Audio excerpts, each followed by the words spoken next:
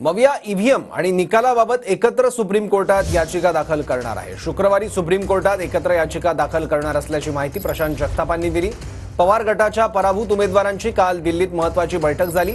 महाराष्ट्रातील मतमोजणीत गडबड झाल्याचं केजरीवालांचं म्हणणं आहे। आम्ही आज आता या ठिकाणी अभिषेकजी मनु सिंघवी साहेबांनी आमचं आणि केजरीवाल साहेबांचं म्हणणं ऐकलं आणि पुढच्या 2 दिवसात तो सगळा डेटा घेऊन साधारणतः फ्रायडेला आम्ही सुप्रीम कोर्टामध्ये महाराष्ट्रातल्या सगळ्या मतदारांनी नाही पण इलेक्शन कमिशननी आणि ईव्हीएमनी जे पराभूत केलेले उमेदवार हे एकत्रित या ठिकाणी याचिका दाखल करणार। जर सुप्रीम कोर्टाचं आणि इलेक्शन कमिशनचं जे ओरिजिनल एसओपी आहे, ज्या एसओपी मध्ये व्हीव्हीपॅट मध्ये आणि ईव्हीएम मध्ये जे मतदान झालेले 20 नोव्हेंबरला म्हणजे मतदारांनी केलेले तेच मोजण्याचा आम्ही जे पैसे भरलेत त्याच्या विपरीत आता इलेक्शन कमिशनने नवीन एसओपी जारी केली, ज्याच्यामध्ये 20 नोव्हेंबरला महाराष्ट्रात जे मतदान झाले ते त्वरित ते डिलीट करणार, एरेस करणार आणि नवीन मॉकपोल घेणार।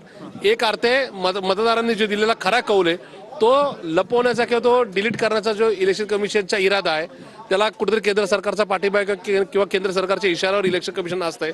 त्या सगळ्या गोष्टी सुप्रीम कोर्टासमोर ठेवण्याचा आमचा निर्णय झाला आहे आणि या सगळ्या गोष्टींमध्ये एकूणच ज्या गडबडी झाल्यात त्या सकृतदर्शनी आमच्याकडे जे पुरावे आहेत ते पुरावे घेऊन आम्ही सुप्रीम कोर्टात